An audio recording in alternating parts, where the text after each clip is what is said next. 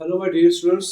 तो आज हम स्टार्ट करने वाले हैं कैश बुक का दूसरा लेक्चर। हमने लास्ट लेक्चर में सीखा था कैश बुक के टाइप्स, कैश बुक के फीचर्स और पोस्टिंग कैसी होती है। तो और हमने सिंगल कॉलम सीखा था। आज हम कल सीखने वाले हैं कैश बुक का डबल कॉलम, ठीक है, जिसमें कैश का कॉलम होगा और बैंक का भी कॉलम होगा।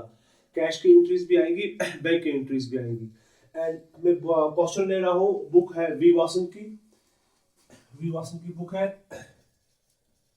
जो रिकमेंड की जाती है जे&के बोर्ड ऑफ स्कूल एजुकेशन के लिए, क्लास 11th के लिए। क्वेश्चन नंबर है इसका 20। मिनट। क्वेश्चन नंबर है इसका 20। बुक है वी वासन। क्वेश्चन नंबर है 20। चैप्टर है cash book, double column cash book है, ठीक है। तो पहली एंट्री हम देखते हैं। पहली एंट्री क्या है हमारे पास? फर्स्ट एंट्री हमारे पास है June first cash in hand and cash at bank. हमारे पास कैश इन हैंड है जून फर्स्ट और cash at bank June first में, ठीक है। तो सबसे पहले देखेंगे हम 2010 June first cash in hand, हमारे हाथ में कैश है, ठीक है। तो क्या करेंगे? टू बैलेंस ब्रॉट डाउन, ठीक है।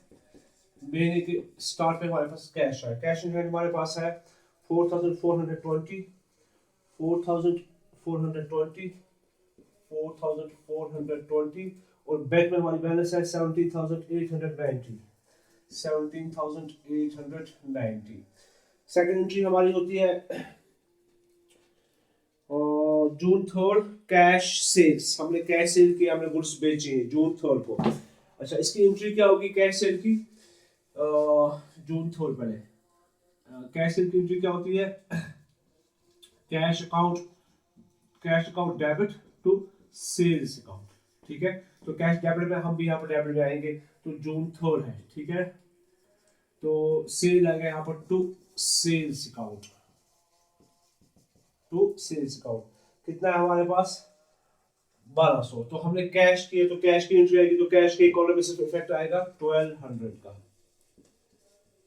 फिर हमारे पास एंट्री आती है जून 4 को, customer paid into our bank. Customer ने पैसा डाला हमारे बैंक में, ठीक है ना। कस्टमर ने हमारे बैंक में पैसा डाला है, तो हमारे आया क्या है? Bank account debit, bank account debit to debtor. Customer जो है उसे क्या बोला जाता है? डेटर्स अकाउंट, ठीक है। 821, 4821, 4821। कस्टमर पेड इनटू बैंक हमारे पास है 4821। तो 4821 कहां पर जाएगा? यहाँ पर देखो, बैंक यहाँ पर डेबिट है, तो हमें भी डेबिट में जाना है। अपोजिट में क्या लिखा है? Debtors account. तो लिखेंगे हम यहाँ पर टू डेटर्स अकाउंट और बैंक में डालेंगे 4821, ठीक है। नेक्स्ट एंट्री देखते हैं। issued a check to Ranjit and company for machinery purchase 3800। हमने चेक इशू की है रंजीत एंड कंपनी को, मशीन हमने उसे परचेज की थी, तो हमने चेक दिया इसको 3800 का। फॉर मशीनरी परचेज हमने चेक दी है, पेमेंट की है रंजीत एंड कंपनी को, क्योंकि हमने उसे मशीन परचेज की थी। तो हो गया Ranjit account debit to bank account 3800, ठीक है। तो यहाँ पर बैंक कहाँ पर आ रहा है? क्रेडिट में आ रहा है, हमने पैसे दिए हैं उसको, तो हमें जाना है क्रेडिट साइड में। और इसकी डेट क्या है हमारे पास? इशू डेट चेक, इसकी डेट है जून 10। तो यहाँ पर लिखेंगे हम जून 10, ठीक है ना। रजनीत का डेबिट है और बैंक क्रेडिट है, तो हम क्या करेंगे काम? हम वहां पर पोस्टिंग करेंगे। बैंक क्रेडिट में आ रहा है, तो इसीलिए हम क्रेडिट साइड में जा रहे हैं। और पोस्ट क्या करेंगे? By Rajneet account. हम अपोजिट पोस्टिंग करते हैं by Rajneet and company account, ठीक है। कितना है? 3800। ये जाएगा बैंक कॉलम में, 3800 जाएगा बैंक कॉलम में। नेक्स्ट एंट्री हमारे पास है bills receivable received from debtor discounted with the bank. हमने बिल रिसीव की है, किससे रिसीव? डेटर से, ठीक है ना। और उसको हमने बैंक से क्या कराया? डिस्काउंट कराया। क्योंकि बिल रिसीवेबल हमारे पास एसेट होता है, हम बैंक में जाके उसके अगेंस्ट पैसा ले सकते हैं, लेकिन हमें कुछ डिस्काउंट देना पड़ेगा। तो हमारे पास ये जो अमाउंट है ये है टोटल 1700 का, ठीक है ना। तो हमारे पास पैसा आया है cash account debit to bills receivable account, ठीक है ना। तो हमने एसेट को डिक्रीज किया, क्योंकि हमने एसेट किसको दिया? बैंक को दिया। और हमने लिया क्या वहां से? हमने कैश लिया। तो हम एंट्री क्या करेंगे? डेट क्या है इस एंट्री की? 13 30 जून टू, देखो कैश डेबिट है और बिल रिसीव क्रेडिट है, to bills receivable account. Amount कितना है टोटल, ये अमाउंट हमारे पास है 1700, तो यहाँ पर डालेंगे हम 1700। चलिए हो गया। नेक्स्ट एंट्री देखते हैं, गिव चेक टू पेटी कैशियर। तो हमारे पास एक पेटी कैशियर था, हमने उसको चेक दी खर्चों के लिए, हमने चेक दिए उसको पेटी कैशियर को 3000 तो 500 रुपीज के हमने उसको चेक दी है, ठीक है। तो एंट्री क्या जाएगी हमारे पास, हमसे पैसा गया है, ठीक है, हमसे पैसा गया है, लिया किसने, पेटी कैश में गया है, तो petty cash account debit to bank account 500 की चेक है, ठीक है ना। इसकी डेट है जून 15, यहाँ पर क्या बैंक क्रेडिट है, इसलिए क्रेडिट साइड में गए, और बैंक के अपोजिट कौन सी एंट्री है, पेटी कैश की एंट्री है, तो लिखेंगे बाय पेटी कैश अकाउंट, डालेंगे बैंक में 500। 18th salaries paid to the office staff, हमने सैलरी पे की है, तो एंट्री क्या जाएगी हमारे पास, salary account debit to cash account, ठीक है। जून 18 को हमने सैलरी पे की ऑफिस को, salary account debit to cash account, ठीक है ना। तो कितनी हमने पे की है, 3500 हमने पे की है, ठीक है। तो यहाँ पर देखिए कैश क्रेडिट में है, सैलरी डेबिट में है, तो हम भी जाएंगे क्रेडिट साइड में, और इसकी डेट है एंट्री की June 18 by salaries account. Cash book में कभी भी कैश का नाम कभी नहीं आएगा, ठीक है ना, तो बाय सैलरीज अकाउंट आएगा 3500। नेक्स्ट हमारे पास है गाइस, हमारे पास नेक्स्ट एंट्री हमारे पास है paid Dubey and company by cheque in full settlement of their account with ₹3200। तो हमने दुबे एंड कंपनी को चेक दी है, ठीक है, तो ऊपर क्या बन गया हमारे पास रिसीव, तो Dubey and company account debit and to, हमसे पैसा गया है टू बैंक अकाउंट, टोटल हमें देना था 3200, हमने दिया 2000, हमने दिया उसको 2890, तो हमें मिला यहाँ पर डिस्काउंट, ये डिस्काउंट हमारे लिए इनकम है, इसलिए हमने इसको क्रेडिट किया, तो डिस्काउंट रिसीव्ड अकाउंट। चलिए तो 3200 में देना था, तो हमें हमें 3200 देना था, हमने पे कितना किया 2890, तो हमें डिस्काउंट कितना मिला, डिस्काउंट मिला 310 का, ठीक है। तो हमें सिर्फ इसकी पोस्टिंग करनी है, क्योंकि ये जो है हमने डिस्काउंट का कॉलम इसमें बनाया नहीं है, तो हमें डिस्काउंट की पोस्टिंग नहीं करनी है। यहाँ पर बैंक क्रेडिट है, तो हम भी जाएंगे क्रेडिट साइड में। इस एंट्री की डेट हमारे पास है 20 जून 20 बाय, तो आप देख सकते हो बैंक यहाँ पर क्या है, क्रेडिट, हम भी क्रेडिट साइड में गए, अपोजिट एंट्री क्या है इसके, Dubey and company bye Dubey and company account, तो बैंक के सामने कितना पैसा है 2890, तो बैंक में जाएगा 2890। जून 21 withdrew from bank for personal use ₹1000, हमने बैंक से निकाला, तो पर्सनल यूज के लिए जब निकालते हैं उसे हम क्या बोलते हैं, ड्रॉइंग्स अकाउंट डेबिट टू, निकाला कहां से हमने, बैंक से, तो बैंक क्या जाएगा क्रेडिट, कितना निकाला है हमने, withdrew from bank for personal use 1000 rupees निकाला है हमने, 1000। तो देखिए ड्रॉइंग्स डेबिट है, बैंक क्रेडिट है, तो हमें कहां पर जाना है, क्रेडिट साइड में, और डेट क्या है इस एंट्री की, डेट है जून 21 बाय, तो बैंक के अपोजिट कौन सी एंट्री लिखी है हमने, ड्राइंग्स लिखा है, तो यहाँ पर लिखेंगे ड्राइंग्स अकाउंट, ठीक है, और बैंक में जाएगा 1000। चलिए नेक्स्ट देखते हैं, हमने गुड्स परचेज किए हैं, purchase account debit to cash account, how much, this is 810 rupees, ठीक है। हमने क्या किया, कैश परचेज किया, तो परचेज गुड्स हमारे पास आए हैं, कैश हमसे गया है, ठीक है, तो कैश यहाँ पर क्या क्रेडिट, तो हमें भी क्रेडिट साइड में एंट्री करनी है। इस एंट्री की डेट क्या है हमारे पास, जून 23 बाय, तो यहाँ पर कैश है, तो लेकिन हम अपोजिट एंट्री पोस्ट करेंगे, परचेज लिखेंगे by purchase account, by purchase account, ठीक है। तो कितना है ये 810 कैश वाले कॉलम में आएगा क्योंकि कैश की एंट्री है। नेक्स्ट हमारे पास है received a bank draft from Mr. Abrol in full settlement of rupees 6,000 due from him. Send the draft to the bank. हम from Mr. Abrol in full settlement of rupees 6,000 due from him. तो Mr. Abrol हमारे पास था, एक customer था हमारा Abrol customer था, उसके पास हमारा 6,000 था और वो हमें देता है, कितना देता है वो बैंक ड्राफ्ट, वो हमें देता है 5,810 और ये फुल सेटलमेंट हो जाता है। फुल सेटलमेंट का मतलब है कि अब इसका और हमारा हिसाब खत्म। इसके पास 6,000 था तो हमने 5,810 पकड़ा और हमारा हिसाब किताब खत्म। इसका मतलब जो बाकी रहा वो हमने उसको डिस्काउंट दिया है, दैट इज एक्सपेंस या लॉस फॉर अस। तो लेकिन हम डिस्काउंट की एंट्री यहाँ पर पोस्ट नहीं कर रहे क्योंकि हम डबल कॉलम बना रहे हैं, डिस्काउंट का कॉलम यहाँ पर है नहीं। बट एंट्री क्या होगी, इसमें हमने पैसा लिया है, ठीक है ना।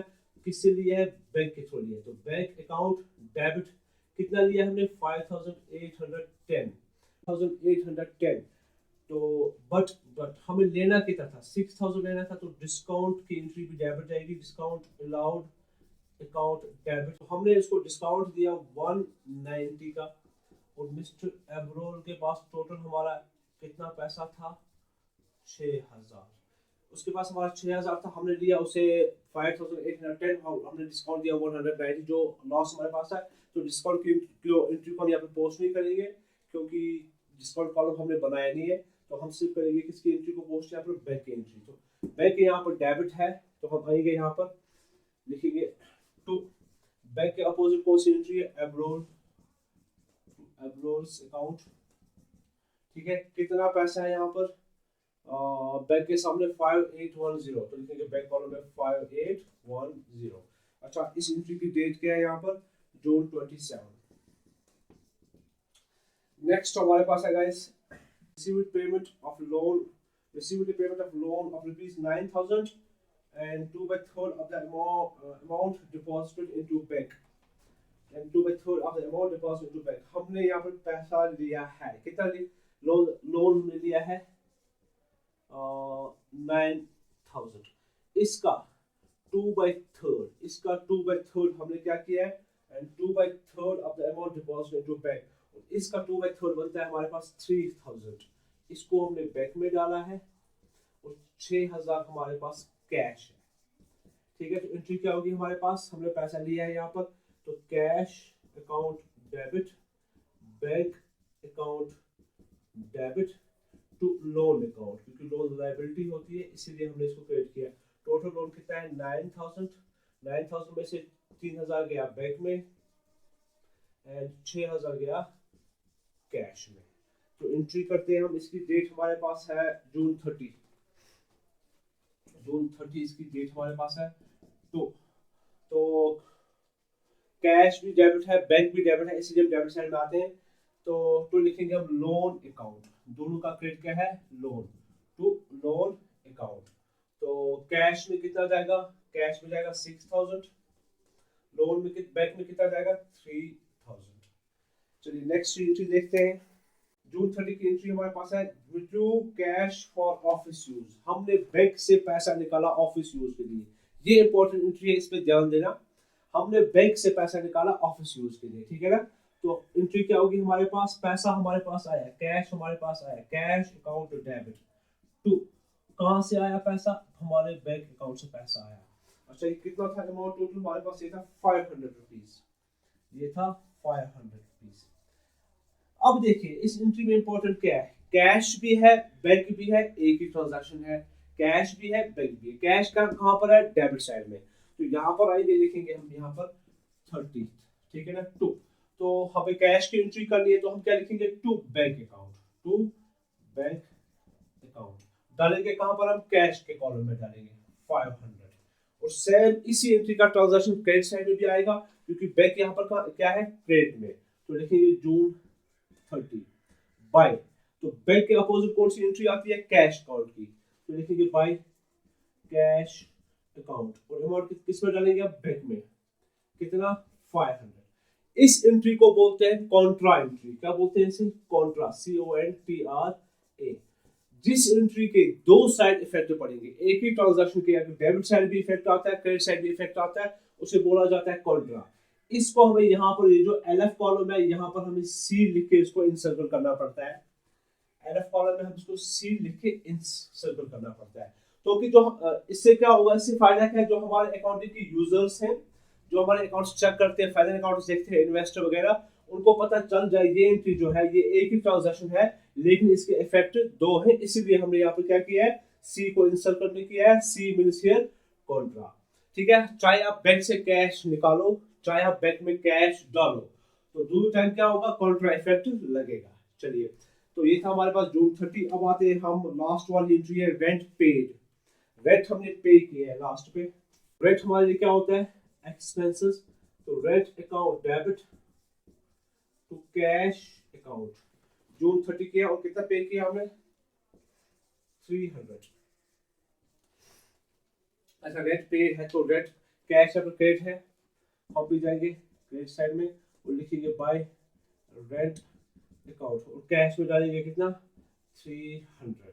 चलिए, ऑलमोस्ट हमारा क्वेश्चन खत्म होने वाला है। अब हमें इसे बैलेंस करना पड़ेगा।